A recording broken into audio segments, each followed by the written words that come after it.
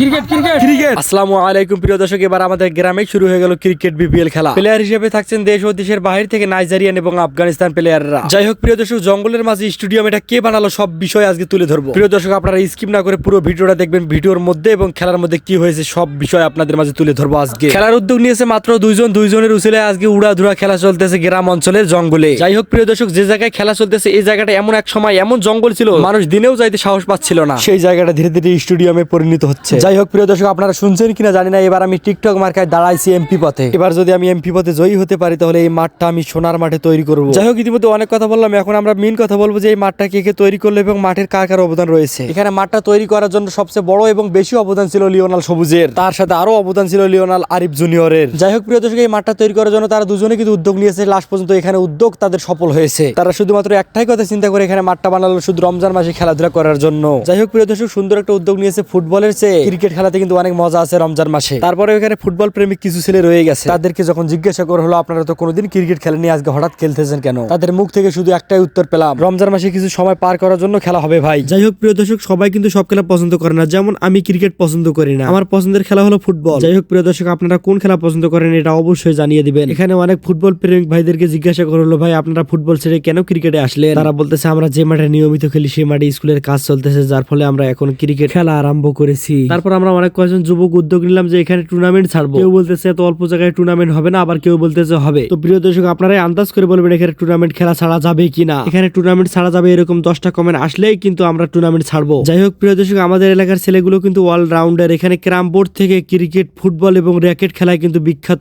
এমন কোনো খেলা নাই যে আমাদের এলাকার ছেলেরা পারে না। আপনাদের কাছে বারবার রিকোয়েস্ট করতেছি প্রিয় দর্শকেরা, আপনারা কোন খেলা পছন্দ করেন অবশ্যই আমাকে নক দিবেন এবং আপনাদের সাথে টুর্নামেন্ট হিসাবে ওই খেলায় আমাদের খেলা হবে। আর একটা কথা না বললেই নয়, এই ভিডিওটা যদি দেশের বাইরে যায় আপনারা কিন্তু দেশের বাইরে থেকে খেলা নিতে পারবেন না, এটা শুধু দিনাজপুরের মধ্যেই কিন্তু বৈধ হয়েছে। যাই হোক প্রিয় দর্শক, এই কথাটা বলার আমার একটাই কারণ, আমার ভিডিও কিন্তু লিমিট ক্রস করে দেশ এবং দেশের বাইরে চলে যায়। এবং প্রাণপ্রিয় কলিজার প্রবাসী ভাইয়েরা, আপনাদের কাছে যদি আমার ভিডিওটা যায় আপনারা দয়া করে স্টার দিয়ে অথবা হেল্প করবেন, যাতে আমরা এর পরেবারে আমরা আরো উদ্যোগ নিয়ে এবং ভালো খেলা পরিবেশনা করতে পারি। আমাদের বাংলাদেশি প্রাণপ্রিয় ভাইদের কাছে একটাই রিকোয়েস্ট, যারা প্রবাসী আছে তাদের জন্য আপনারা দোয়া করবেন, তারা কিন্তু দেশের মায়া ত্যাগ করে বাইরে কিন্তু পড়ে আছে, আপনারা আমার মতো সন্তানের মুখে হাসি ফোটার জন্য।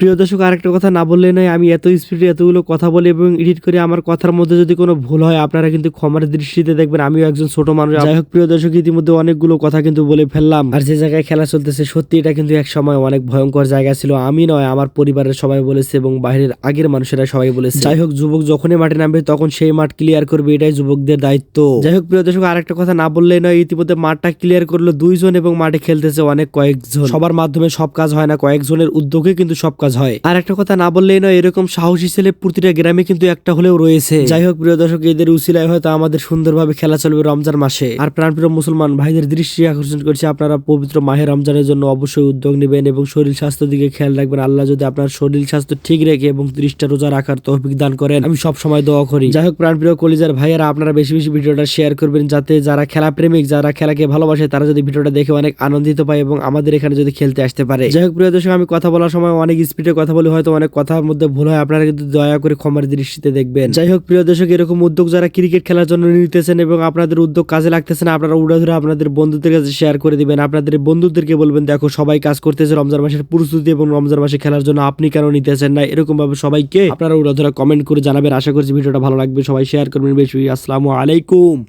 এখানে ফুটবল যদি খেলা থাকে আমি কিন্তু ফুটবল দিব, ঠিক আছে? এখন ক্রিকেট খেলবেন না ফুটবল খেলবেন? ক্রিকেট এখন বলতে আমাদের মাঠ তো মাঠের পরিস্থিতি দেখছেন না, যদি আপনার ভিডিও দেখাইছেন যে মাঠের কি অবস্থা। হ্যাঁ, আমি কিন্তু বল দেওয়ার নিয়ত করছি, ঠিক আছে? তোমরা যদি খেলতে চাও, ফুটবল যদি খেলতে চাও ফুটবল দিব আমি। যে মাঠ পরিষ্কার হোক আমরা ফুটবলে জয়েন দেবো।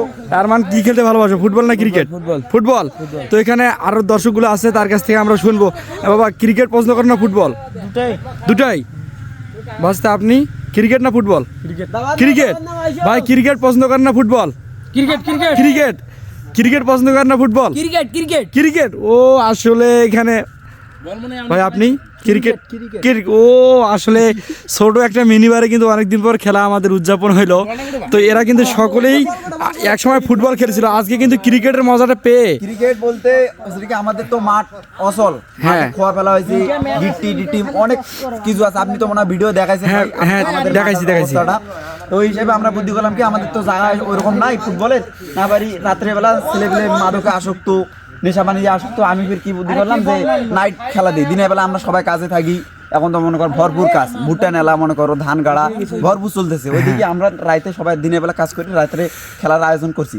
আমি একাই এগুলা আরিফ ভাই সহ কারেন্ট যত কি তো এখানে তো প্রচুর জঙ্গল ছিল, এগুলো সাফ করলেন কখন এবং কিভাবে সাফ করলেন? আরিফ ভাই সহ বিকেলবেলা সাফ করছি, আর তার সঙ্গে আমার চাচাকে নিছি, রাজা চাচাকে।